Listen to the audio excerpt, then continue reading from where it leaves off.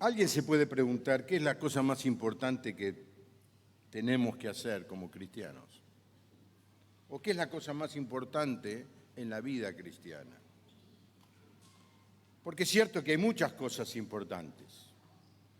Congregarnos, tener comunión unos con otros, ser parte del servicio a la iglesia, es importante. Pero lo cierto es que si leemos en la palabra de Dios, la cosa más importante que podemos hacer, la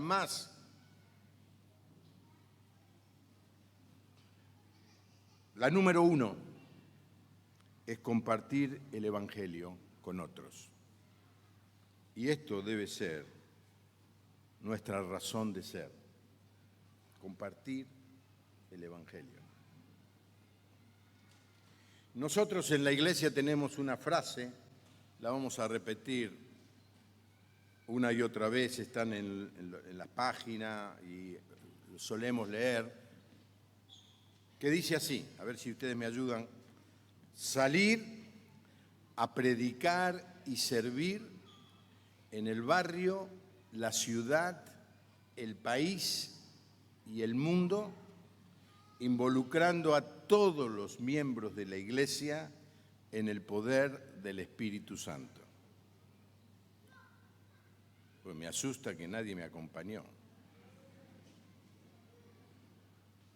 ¿Cuántos se acuerdan de esta frase? A ver, levanten la mano.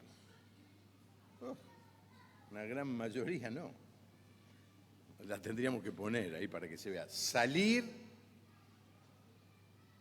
a predicar y servir en el barrio, la ciudad, el país y el mundo,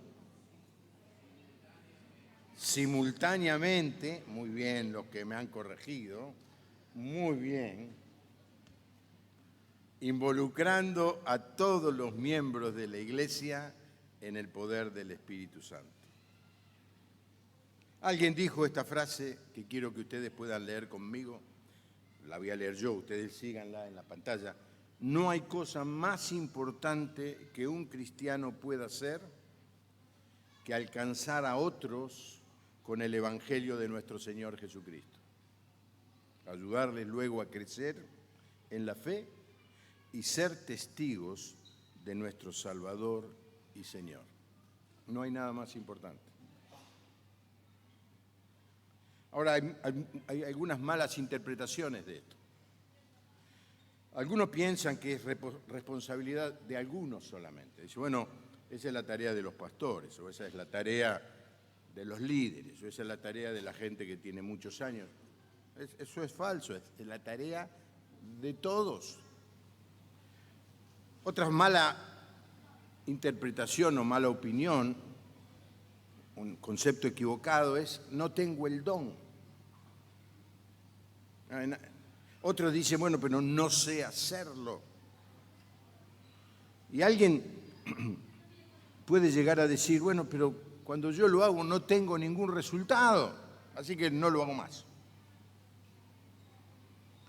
Entonces viene bien preguntarnos, ¿qué es evangelizar? ¿Qué es compartir las buenas nuevas de salvación?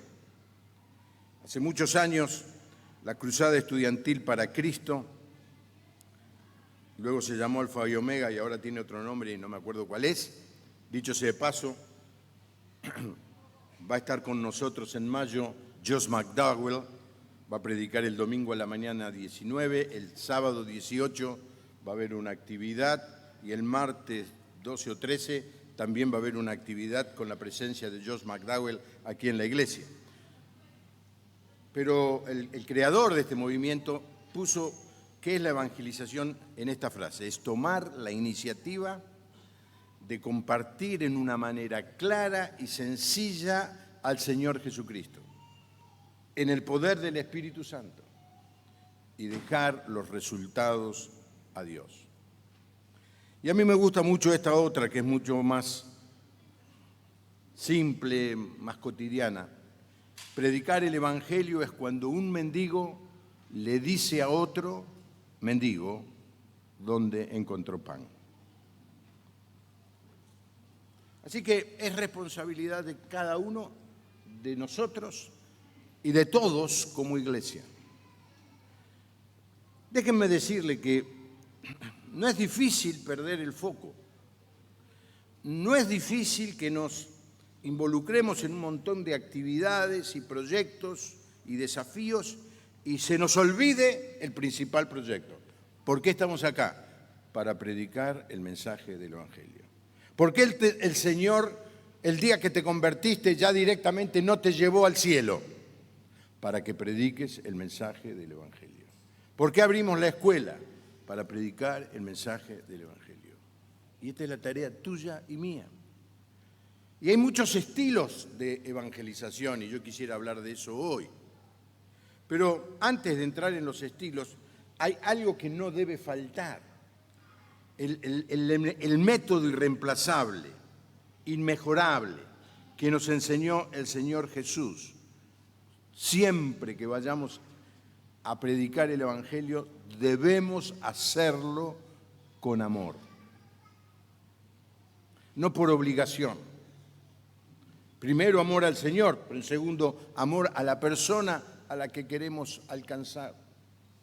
El Señor Jesús le dijo en Juan 13 a sus discípulos, era los discursos que tuvo después de la Pascua: un mandamiento nuevo les doy, que se amen unos a otros, así como yo los he amado. Ámense también ustedes unos a otros. En esto conocerán todos que ustedes son mis discípulos, si se aman unos a otros. El mejor método evangelístico es el amor práctico, el amor que se traduce en gestos, en actitudes, en palabras, en hechos. Y hermanos, como iglesia tenemos que seguir alimentando esa capacidad nuestra de amar. Amar es poner al otro en primer lugar. Amar es darle al otro lo mejor. Amar es hacer lo que el Señor hizo con nosotros. Dejó el cielo y nos vino a buscar. Y luego el Señor hace una oración en esa misma noche, y en la oración dice algo que tiene que ver, o que es resultado del amor. Pero no ruego solamente por ellos, sino también por los que han de creer en mi palabra, que han de creer en mí por la palabra de ellos. Está orando por nosotros. Nosotros hemos creído como resultado de que alguien nos predicó el mensaje del Evangelio. Mi abuela paterna enviudó cuando mi papá tenía 12 años. Una catástrofe porque era una inmigrante italiana sin preparación, hacía poco que estaba en el país y tenía 4 hijos. Y estaba en el duelo de toda mujer siciliana que había perdido a su marido. Pero hubo una señora, una misionera, caminaba a la calle, golpeó la puerta de la casa de mi abuela. Mi abuela salió y se convirtió. Mi abuela fue una luz predicando el Evangelio. Varias de las iglesias de la zona oeste las plantó ella con las reuniones de señoras. ¿Por qué? Porque hubo alguien que se molestó, alguien que expresó su amor de una manera concreta. Así que el Señor Jesús está orando por los discípulos y por los que íbamos a creer por la palabra de ellos. Dice el versículo 21, para que todos sean uno, como tú, oh Padre, en mí y yo en ti, que también ellos sean uno en nosotros, para que el mundo crea que tú me enviaste. Este es un elemento clave y fundamental de la filosofía de nuestra iglesia. Es considerar que no somos los únicos, considerar que no somos los mejores, considerar que no somos los elegidos. Somos parte de una gran familia que es la iglesia evangélica, la iglesia cristiana, inclusive mucho más que evangélica, que la iglesia a la que muchos pertenecen, algunos de los maestros que están aquí, y otros de otras iglesias, otras comunidades. Hoy nos visitó alguien de Texas que venía después de 30 años al país, se entera de la reunión por internet y viene y cuando sale me dice, me sentí como en mi casa, gloria a Dios, porque no somos los únicos, somos parte y luchamos por eso y defendemos eso, la unidad de la iglesia, para que el mundo crea. Algo está pasando. Hace un mes y medio, en el diario La Nación sale toda una página hablando de las iglesias evangélicas por primera vez, con mucho respeto. Y hoy, en el día de hoy, noticia de tapa de la revista de La Nación, es el artículo acerca de las iglesias evangélicas, en donde se le hace reportaje a dos pastores, amigos nuestros, uno de ellos es Osvaldo Carníbal, y queda en alto el nombre de la iglesia evangélica. Y es, qué felicidad, qué felicidad. Somos de la misma iglesia, somos uno en el Señor, y en el momento en que expresemos esa unidad de una manera concreta y práctica, el mundo, dice aquí el texto, va a creer, va a creer. ¿Cuántos dicen amén a eso? Así que quiero hablar de 6 diferentes estilos de evangelización. Porque usted me dice, bueno, ¿cómo hago? ¿Cuál es? Mientras yo lo charlo, usted piense qué estilo tiene. Y le voy a decir algo que me dijo una señora esta mañana. Pastor, yo tengo una mezcla de algunos de esos estilos, y es verdad, nadie es puro en un estilo, somos todos mezclas de estas 6 maneras de evangelizar. El primero, el método de la confrontación, el estilo de Pedro. Pedro tenía una personalidad que lo hacía reaccionar y responder instantáneamente, casi sin pensar. Era un tipo apasionado. Cuando el Señor preguntó, ¿y ustedes quién dicen que yo soy? Simón Pedro le respondió, tú eres el Cristo, el Hijo del Dios viviente. Jesús le dijo, bienaventurado eres Simón, hijo de Jonás, porque no te lo reveló ningún mortal, sino mi Padre que está en los cielos. ¡Qué bárbaro! ¿Cómo Dios lo usó? Puso palabras y hizo esta declaración impresionante. Jesucristo, Jesús de Nazaret, este que está acá con nosotros, es Dios hecho carne, es el Mesías. Minuto después, este apasionado Pedro escucha que el Señor le dice, bueno, ahora que ya saben esto, voy a morir, tengo que dar mi vida. Y Pedro, esto es para una película de Fellini, Pedro lo lleva aparte y comenzó a reconvenirlo. Imagínense, el discípulo llamándole la atención al maestro. Señor, ten compasión de ti mismo, que esto jamás te suceda. Un pescador de Galilea exhortando al maestro, al Señor, al Mesías. Este era Pedro. Alguien que no se detenía ante nada. Y cometió muchos errores y equivocaciones, y la negación es la que más viene a nuestra mente. Pero cuando el Señor venía caminando por arriba del mar, todos los demás se quedaron con el salvavidas a la cintura, y él se bajó a caminar por el mar. En Getsemaní tomó una espada y le cortó la oreja a uno de los que venía a tomar al Señor Jesús. Era alguien que si estaba en lo correcto no se iba a detener. Por eso no es extraño que Dios lo haya elegido para que dé el primer sermón en Hechos, en el inicio de la iglesia, y en Hechos capítulo 2 está el relato. Él se para delante de todos los judíos. Escuchen, no había pasado mucho tiempo, habían pasado 53 días de que lo habían crucificado el Señor Jesús. Nada. El recuerdo de eso estaba en la mente de todos. Y él sin vergüenza, sin miedo, con una autoridad dada por Dios, les dice, ustedes son los que crucificaron a Jesucristo. Este es un estilo. Y hay personas que necesitan que les digamos la verdad como es. Sos un pecador y te vas a ir al infierno si no crees en el Señor Jesús.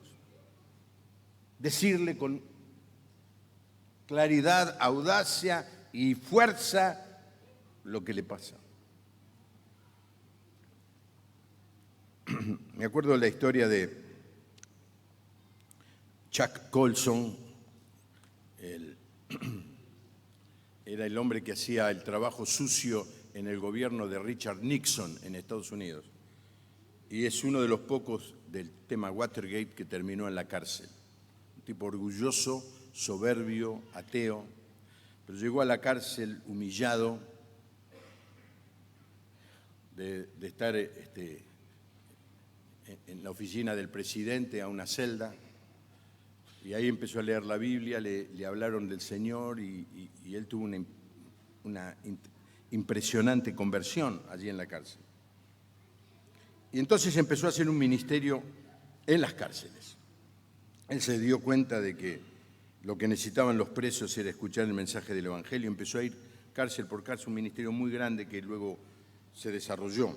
En un momento dado, lo llevó a Billy Graham a la cárcel de máxima seguridad en Memphis, Tennessee. Pero él, sabiendo que se iban a encontrar con un público, toda gente con cadena perpetua que nunca iban a salir, gente muy brava, lo quiso convencer a Billy Graham de que bajara el tono del mensaje. Dice, acá hay que tener cuidado, esta gente son muy difíciles. Y Billy Graham le decía, sí. Billy Graham es el gran predicador, el que falleció el año pasado.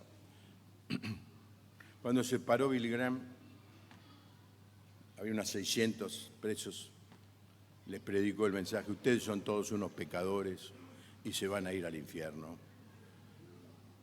Y Chuck Colson cuenta en el libro, Nacer de Nuevo se llama el libro, temblaba, dice, se paran estos y nos matan a todos.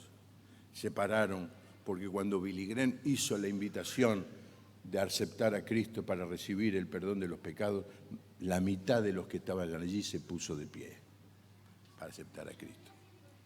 Porque hay momentos y hay personas que necesitan este estilo, el de la confrontación. El segundo estilo es el acercamiento intelectual, que es el estilo de Pablo. Pablo podía perfectamente confrontar, no le costaba mucho. De hecho, lo confrontó en algún momento al mismo Pedro. Si ustedes leen la carta a los romanos, ustedes se dan cuenta de un hombre extremadamente ilustrado. Julián Marías, el filósofo español, dijo de Pablo que es el origen de la cultura occidental y cristiana. Era un hombre que hablaba 3 idiomas y que se había preparado en las mejores universidades. Y llega un momento en que, por razones de su trabajo, plantando iglesias, termina en Atenas. Sus compañeros quedaron atrás en el viaje y él estaba solo en Atenas. Entonces, quiero leer el relato y la prédica porque es imperdible. Mientras Pablo los esperaba en Atenas, su espíritu se enardeció al ver que la ciudad estaba entregada a la idolatría. Por eso en la sinagoga discutía con los judíos y con hombres piadosos, y también con todos los que a diario acudían a la plaza. Algunos filósofos de los epicúreos y de los estoicos discutían con él. Unos preguntaban, ¿de qué habla este parlanchín? Y otros decían, es alguien que habla de dioses extranjeros, y es que les hablaba del Evangelio de Jesús y de la resurrección. Entonces lo tomaron, lo llevaron al Areópago y le dijeron, ¿nos puedes explicar qué es esta nueva enseñanza de la que hablas?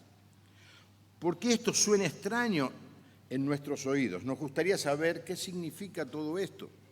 Y es que a todos los atenienses y extranjeros que allí vivían no les interesaba nada que no fuera decir o escuchar cosas novedosas. Pablo se puso entonces en medio del Areópago y dijo, el Areópago es una piedra. No, yo pensaba cuando era chico que era un auditorio, es una piedra, una roca. Pero está enfrente del Partenón. Y allí en el Partenón estaban todas las esculturas, algunas quedan hoy, y los dioses. Y esta ciudad estaba llena de idolatría. Y Pablo les dice, varones atenienses, he observado que ustedes son muy religiosos, porque al pasar y observar sus santuarios hallé un altar con esta inscripción, al Dios no conocido. Pues al Dios que ustedes adoran sin conocerlo es el Dios que yo les anuncio. El Dios que hizo el mundo y todo lo que en él hay. Es el Señor del cielo y de la tierra.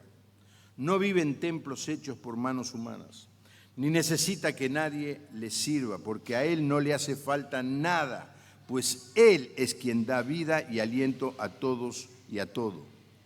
De un solo hombre hizo a todo el género humano, para que habiten sobre la faz de la tierra, y les ha prefijado sus tiempos precisos y sus límites para vivir, a fin de que busquen a Dios y puedan encontrarlo, aunque sea a tientas. Pero lo cierto es que Él no está lejos de cada uno de nosotros, porque en Él vivimos y nos movemos y somos. Ya algunos poetas entre ustedes lo han dicho, porque somos linaje suyo. Puesto que somos linaje de Dios, no podemos pensar que la divinidad se asemeje al oro o a la plata o a la piedra o a esculturas artísticas, ni que proceda de la imaginación humana. Había que tener valor para decir esto enfrente de semejante símbolo de la idolatría. Dios, que ha pasado por alto estos tiempos de ignorancia, ahora quiere que todos en todas partes se arrepientan. No se olviden, parte del mensaje del Evangelio es el arrepentimiento, porque Él ha establecido un día en que por medio de aquel varón que escogió y que resucitó de los muertos, juzgará al mundo con justicia. Estos pensadores no hubieran aceptado un estilo como el de Pedro, confrontativo. Eran personas que necesitaban argumentos lógicos que demuestren lo que le estaban predicando. Y hoy, más que nunca, se necesitan personas que se preparen para defender, para dar razón de nuestra fe. Uno de las grandes necesidades que tenemos como iglesia es desarrollar más el espíritu apologético, el de defensa de nuestra fe. No podemos ir por allí y decir, yo creo esto, ¿y por qué lo crees? No sé, pero yo creo esto. No, ¿cómo que no sabés? Tenés que saber por qué crees. Tenés que saber cuál es el fundamento de tu fe. Y cuando nos confrontamos con personas tenemos que tener argumentos. Yo menciono que dentro de nuestra iglesia está nuestro hermano Richard Smith. Richard Smith tiene un blog que se llama Apologética Cristiana o algo así, en donde todo el tiempo está poniendo artículos muy interesantes para leer, para capacitarnos. Vos que sos estudiante en la universidad, no podés ir con 2 más 2 es 4, te vas a confrontar con ideologías desarrolladas, con argumentos fuertes. Miramos la televisión y nos encontramos con toda una cultura que, por ejemplo, habla de la teoría de la evolución como si fuera una ciencia exacta y verídica, y es simplemente una teoría que todavía no ha sido comprobada, pero eso es lo que se predica. ¿Cómo vas a defender? Necesitas estudiar. Necesitamos jóvenes y adultos que dediquen tiempo a prepararse para defender su fe, tener un espíritu analítico, lógico, inquisitivo, estar más interesado en el pensamiento que en el sentimiento. Así tenemos a Pedro, la confrontación, a Pablo, la relación intelectual. Este es bien fácil, este lo van a entender así de una, el testimonio personal. Cuando una persona dice, mirá, no sé nada, pero esto es lo que me pasó a mí, no hay cómo ganarle a eso, no hay cómo ganarle. He hecho programas de radio y de televisión por años. Nada tiene más poder que venga uno al programa y diga, yo estaba perdido y el Señor me encontró. Vos podés decirme cualquier cosa, que estoy loco, que no creo, que soy un fanático, pero esta es la experiencia que yo he vivido. Y el ejemplo es el ciego de nacimiento. El ciego nunca había, por supuesto, si fue de nacimiento, nunca había visto. Y era conocido por todos porque era un hombre que estaba al costado del camino mendigando. En un momento dado, la historia es larga de Juan capítulo 9, el Señor Jesús pasa, lo sana. Y este hombre es increpado por los líderes religiosos enemigos del Señor Jesús, que le respondían, ¿quién fue el que te hizo esto? ¿Cómo puede ser que ahora veas? ¿Cómo puede ser? Y entonces este ciego se manda el mensaje más extraordinario de testimonio que jamás he escuchado. Dice, yo, si el que me sanó es pecador o no, no lo sé. Yo lo único que sé que era ciego y ahora veo. Y mirá, la gente puede rechazar argumentos, lo que no va a poder es ir en contra de esta verdad, que vos puedas decirle, pero mira, esto me pasó a mí. Yo estaba perdido y el Señor me salvó. Yo vivía una vida de soledad y el Señor me dijo, yo soy tu compañero, soy tu amigo. Yo vivía una vida de adicciones y el Señor me dio libertad, como cantamos hoy una y otra vez. Yo vivía una vida con terror a la muerte y el Señor me dijo, no tengas miedo a la muerte, yo soy la resurrección y la vida. Cuando uno dice así el testimonio, no hay argumentos que lo puedan contradecir. El método personal es el estilo de Mateo. Mateo era un cobrador de impuestos y el Señor Jesús pasa delante de él. Evidentemente Mateo había escuchado del Señor, evidentemente Mateo sabía quién era el Señor, porque miren lo que pasa. Jesús salió y vio a un cobrador de impuestos llamado Leví, que es Mateo, que estaba sentado donde se cobraban los impuestos y le dijo, sígueme. Leví se levantó y dejándolo todo, lo siguió. Esto es lo que hacemos énfasis, qué tremenda decisión, dejar todo y seguir al Señor. Pero miren lo que hace Mateo. Ofreció un gran banquete en su casa en honor a Jesús. Y sentados a la mesa con ellos estaban muchos cobradores de impuestos y otras personas. Personas a las que nadie quería, personas que eran despreciadas y odiadas por la comunidad. Y él, habiendo conocido al Señor y habiéndole entregado la vida al Señor, dice, yo puedo hacer algo, no tengo la erudición de Pablo, yo no tengo la energía de Pedro, pero puedo invitar a mis amigos a vengan a comer a mi casa. Todos invitamos gente a comer a casa o podemos hacerlo. Y lo hacemos muchas veces por pasar un buen momento, por compromiso. Pero Mateo lo hizo con un gran propósito, honrar al Señor. El mejor estilo es cuando vos dedicás tiempo a tus amigos para honrar al Señor y que se den cuenta que estás haciendo por eso. Lo estás haciendo con un propósito. Vos podés invitarlos y hacer la mejor comida, espero que te salga bien, y en un momento de la charla, en un momento de decir, mira, ¿sabés por qué te invité? Quiero compartir lo que el Señor hizo en mi vida. Y sembramos la semilla en el poder del Espíritu Santo y dejamos el resultado al Señor. Está el método que se ha convertido quizá para muchos en el único que usan. Es en el método de la invitación. Dicen, no sé hablar, y lo que hago es que vengan a la iglesia a invitar. No está mal, pero no es el único ni el mejor.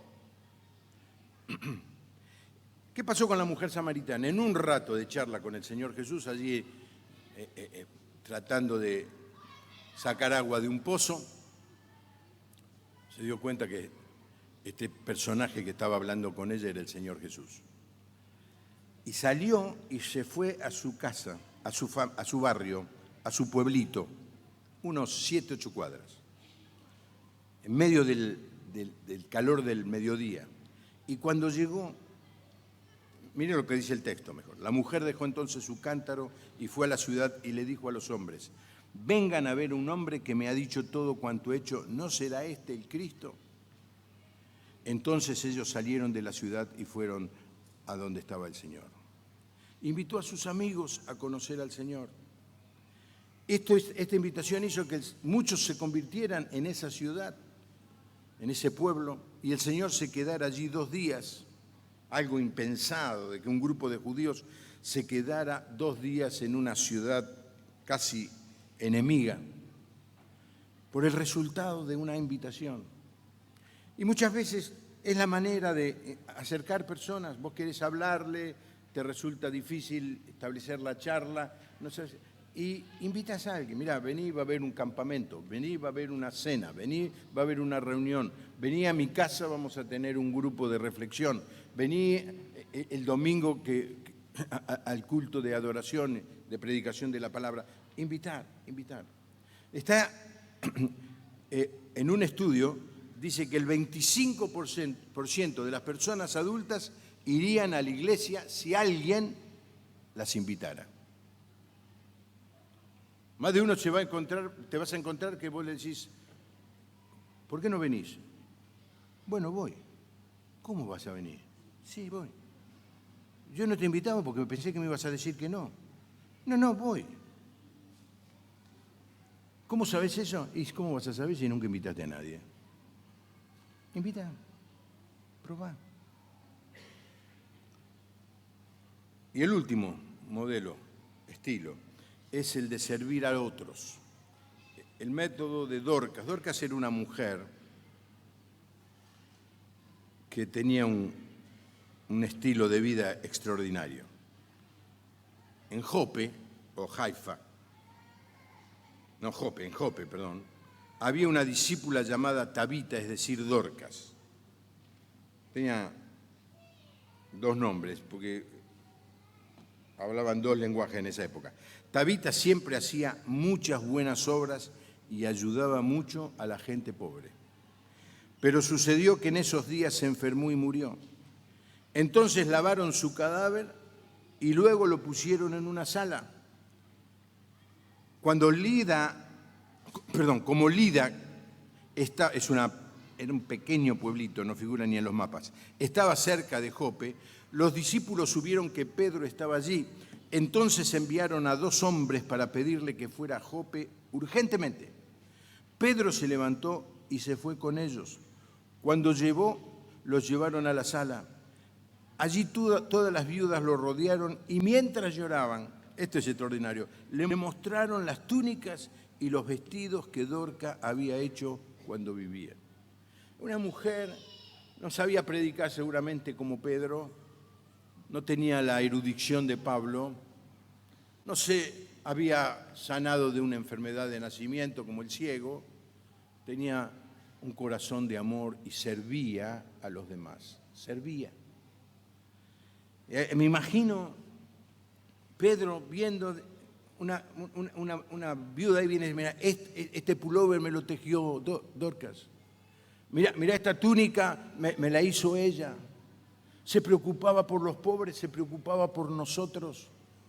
Y este es un ministerio maravilloso que no debemos dejar de hacer, preocuparnos por la necesidad de aquellos que están cerca nuestro. Su trabajo era tan importante que cuando murió lo hicieron ir a Pedro. Y Pedro fue, oró, y esta mujer resucitó. Y Pedro se quedó allí en esa ciudad un tiempo más. El estilo del amor práctico, de la acción en beneficios de los necesitados. ¿Cuál es tu estilo? Porque esto es lo más importante que tenemos que hacer como cristianos. ¿Cuál es tu estilo? Ninguno encaja en uno en particular, pero estos son apenas ejemplos. Y vos me decís, no sé, bueno, pedile a Dios. Señor, ¿cuál es la manera que vos querés que yo comparta? Si es lo más importante que yo tengo que hacer, no importa la edad que tengas, sos un adolescente, sos un joven, sos un adulto, sos un anciano, lo más importante que se supone que tenés que hacer con tu vida es compartir el mensaje del Evangelio.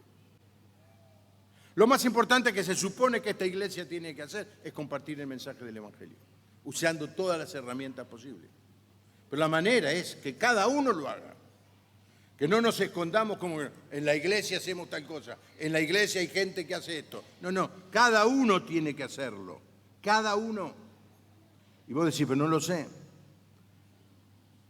Fíjate que Pablo les está exhortando en Efesios a los creyentes a que oren. Dice, oren a Dios en todo tiempo. Cuando lo hagan, sean dirigidos por el Espíritu. Manténganse bien despiertos y vigilantes. Y luego dice, y no dejen de orar por todo el pueblo santo de Dios. Qué tremendo esto, ¿no? Orar por todo el pueblo. A veces cuando uno escucha los listados de oraciones, oramos por lo que nos preocupa a nosotros, oramos por la gente de nuestro grupo, oramos por los enfermos de esta iglesia. Pero acá dice que iremos por todos, por todos. Hermanos, tenemos que estar orando fuertemente en este momento, aún en medio de la crisis que estamos viviendo, por las iglesias en Venezuela que están pasando un momento tremendo. Oremos por ellos. Oremos por la persecución que está habiendo en Medio Oriente. Son hermanos nuestros, oremos por ellos. Ahora Pablo, en esta exhortación a la oración, les dice, oren también por mí. ¿Qué vamos a decirte, Pablo? Vos sos el número uno.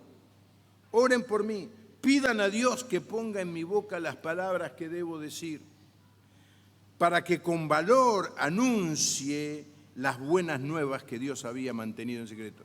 Hermano, si Pablo pedía oración para que Dios pusiera la palabra en su boca, ¿cuánto más nosotros? ¿Alguna vez se te acercó algún hermano y te dijo, necesito que ores por mí? ¿Qué necesitas? Quiero que el Señor ponga palabras en mí para hablar y predicar su evangelio. No sé si alguien se pudiera poner de pie y decirme, a mí me ha sucedido. Todos los temas de oración son, estoy enfermo, no tengo trabajo, tengo problemas en mi casa, todos alrededor nuestro. Y Pablo dice, oren porque voy a ir a todos lados, voy a ir a Atenas, que ponga palabras. Y vos podés pedirle a tus hermanos, voy a hablarle a un compañero, oren por mí, que el Señor ponga palabras en mi boca. Y el texto dice que Dios lo va a hacer y vos te vas a sorprender de que vas a empezar a hablar y vos decís, no puedo entender las cosas que dije, ni yo sabía, es un milagro. Dios hizo hablar a un burro y me hizo hablar a mí. Orar para que el Señor ponga palabra. Dios me ha enviado como su representante para predicar este mensaje y precisamente por eso ahora estoy preso. Oren para que lo anuncien sin temor alguno. ¿Por qué? Pues ese es mi deber. Ustedes dicen, era el deber de Pablo, claro, un apóstol. No. Esto es para nosotros. Es mi deber. Soy un discípulo de Jesús. Es mi deber. Es tu deber hablar el mensaje del Señor. Vamos a abundar en esto, en este año, ayudándolos a todos a que puedan cumplir el prioritario deber de un cristiano, el compartir el mensaje del Evangelio. Pero ahora les cuento, hace un año y medio, vino una señora rusa, la hija está aquí, yo soy un desastre con los nombres. La chica esa, por lo menos hasta la semana pasada, era novia de Franquito. No sé si sigue, no quiero meterme en líos. Nora, ¿está Nora aquí? Bueno, la madre. Bueno, Nora vino la madre. Y me trajo un pastor de Rusia al programa de televisión. Y este pastor, el Señor lo está bendiciendo en una zona de Rusia muy, muy conflictivo, no solamente en lo político, sino en lo racial. Ahí es donde se cruza el islamismo que viene desde Turquía y que avanza al norte. Entonces le pregunté cómo hacen para evangelizar. Dice, yo hice todos los cursos, fui a conferencias, es un chico joven, ilustrado, pero al final nada de las estrategias que me enseñaban funcionaban. Y empezamos a aplicar una estrategia y yo lo escuchaba y decía, tan fácil, tan simple. ¿Cuál es la estrategia? orar por las personas. Pero no estoy diciendo voy a orar por mi vecino. No, voy a donde está mi vecino y oro por mi vecino, estando él al lado mío. Quiero que entiendan la diferencia, porque decir, bueno, vamos a orar por los que están perdidos. No, orar. Dice, empezamos a hacer eso. Y empezamos a orar y enseñé a la iglesia a que orara breve, cortito. Porque nosotros los evangélicos, los que tenemos muchos años, nos ponemos, iba a decir el cassette. ¿Alguien sabe qué es un cassette? Ayer fui al canal a limpiar, tiré cassette. Ay, qué dolor. Nos ponemos el chip de las oraciones que sabemos hacer, largas. Yo podría, dice, ¿quiere que ore? Yo puedo empezar a orar y dentro de 2 días ustedes vienen y sigo orando. Bla, bla, bla, bla, bla, bla. Me las sé todas. No, eso no. Una oración simple. Es decir, ponerle la mano y decir, Señor, aquí está mi amigo Carlito. Te pido que lo ayudes con su problema con su hijo. Amén. Nada más. Y empezaron a hacer eso. Y empezaron a tener milagros de sanidad, y empezaron a tener milagros de relaciones. Dice, los métodos evangelísticos más sofisticados no nos sirvieron. El método más simple que todo creyente puede hacer sin ni otra condición que la de ser hijo de Dios es la de orar por nuestros hermanos. Así que tenemos 2 cosas para hacer. Una, decirle a nuestros hermanos, oren por mí para que el Señor ponga palabras en mi boca. 2, salir y aprovechar, orar por el mozo de la cafetería, pero no orar con los ojos cerrados. No, vení que quiero orar por vos. Señor, te pido que lo bendigas a este hermano. Te pido que bendigas a esta persona.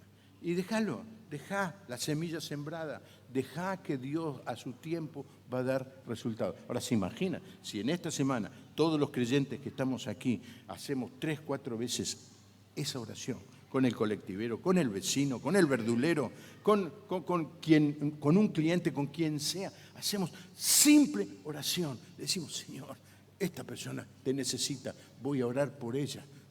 Y le orás. Dios puede empezar a hacer milagros que nosotros ni nos imaginamos que van a ocurrir. ¿Cuántos dicen amén a eso? ¿Se anima a hacerlo? Esto es lo más importante. No, yo voy a cantar en el coro. Bueno, fenómeno, cantes en el coro. Pero lo más importante no es cantar en el coro. Lo más importante es compartir el mensaje del Evangelio. Yo voy a trabajar con los niños. Es bueno, Jorge, no te quiero sacar clientela o personal. Es bueno que haya gente que trabaje con los niños, pero lo más importante que es compartir el mensaje del Evangelio. ¿Cómo se conoce? Mi papá decía una cosa. Si hay 3 cosas que la gente no puede esconder. 3 cosas. Que tiene tos. ¿Vieron cuando un tipo tiene tos? No hay manera. Que está enamorado. Bueno, no voy a hacer ninguna alusión. Cuando un tipo está enamorado, ¿no es cierto? Que se le nota, se le cae, se vuelve medio estúpido, ¿verdad? Y la tercera cosa que no se puede esconder, cuando uno tiene a Jesucristo en el corazón. Y va por la vida tratando de compartir el mensaje. Y encuentra, porque el Espíritu Santo encuentra oportunidad de todo el tiempo, porque va expectante de cumplir el gran propósito. Hacelo en la universidad, hacelo en el trabajo, hacelo en la calle, hacelo en el negocio, hacelo en tu familia, hacelo usando las redes sociales, hacelo de cualquier manera en el nombre del Señor. Sembrá la buena semilla y el Señor a su tiempo va a dar fruto para la gloria de Dios. Amén. Me gustaría cantar un coro ahora. En otras épocas se nos motivaba mucho a través de canciones. Le voy a cantar 2.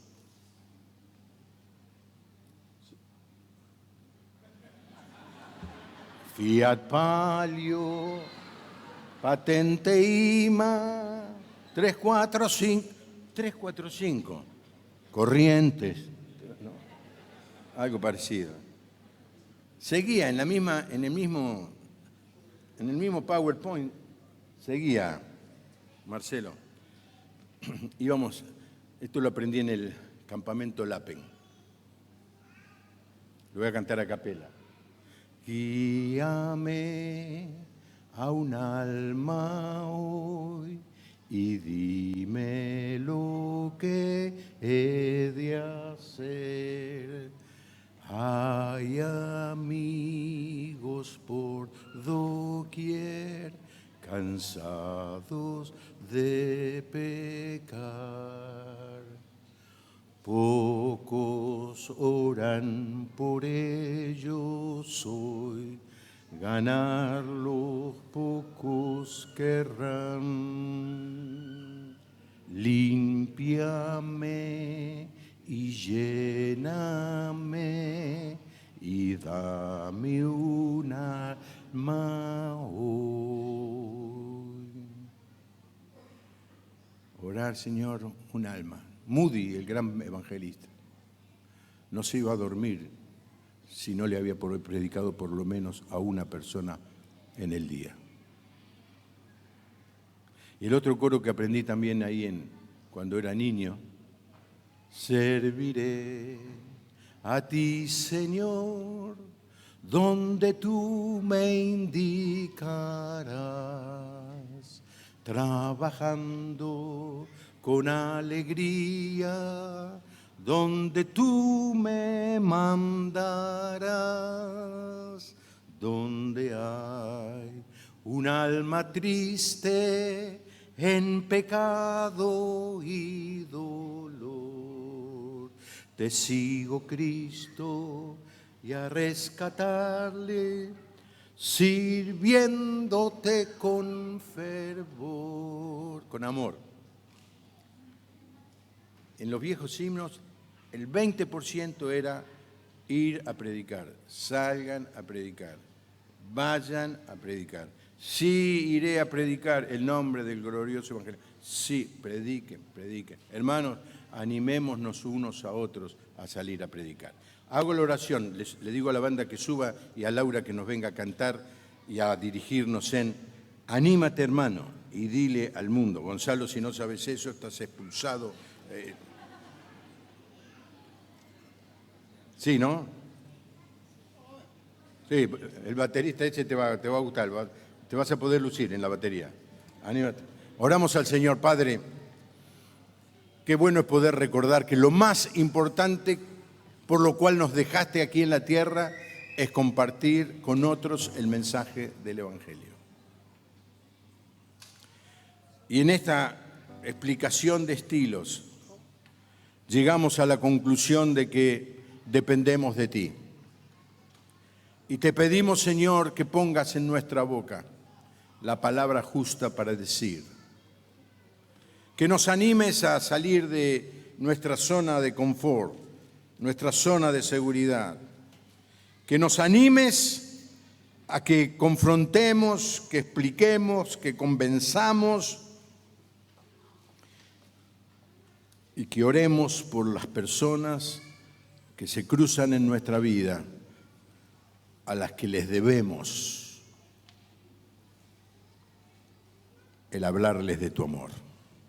Ese es nuestro deber y queremos hacerlo, queremos hacerlo. Queremos ser una iglesia conocida por fervor en alcanzar a otros con el mensaje de tu amor. Así que, Señor, ahora a través de este coro nos vamos a animar unos a otros a proclamar que Jesucristo es el Rey de Reyes y Señor de Señores. Y lo vamos a hacer, Señor, mientras tomamos la decisión de comenzar a explorar este nuevo camino, el de hacer la cosa más importante por la que nos tenés aquí en la tierra, que es hablar a otros del Señor. En el nombre del Señor Jesús. Amén. Y vamos a ponerlo en práctica ahora. Cuando terminamos de cantar, asegúrese que todos los que están alrededor suyo tienen al Señor Jesús en el corazón. Y si encuentra a alguien que no, háblele. Hágalo hacer la oración de fe. Y vamos a cantar. ¿Me vas a animar, Laura? Sí. Vení, que yo te animo a vos. Dale. Dale, a ver cómo suena. Anímate, hermano, y dile al mundo que Jesucristo es Rey.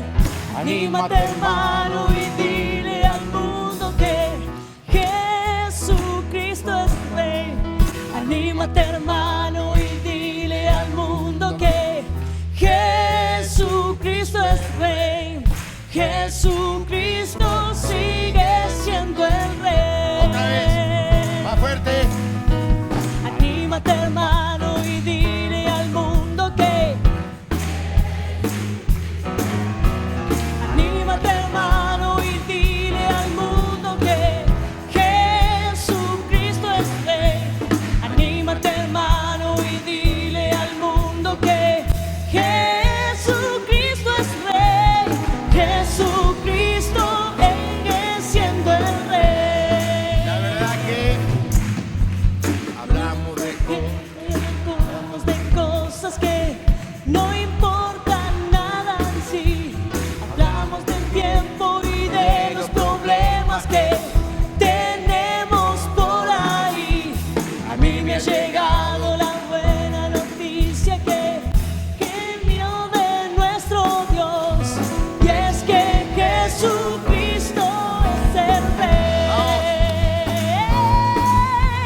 Anímate, hermano, y dile al mundo que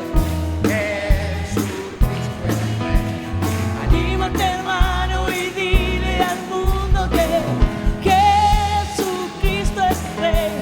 Anímate, hermano, y dile al mundo que Jesucristo es Rey. Jesucristo sigue siendo el Rey. Ahora, a ver si te animás de verdad. A ver si te animás de verdad y se lo decís al que está al lado tuyo.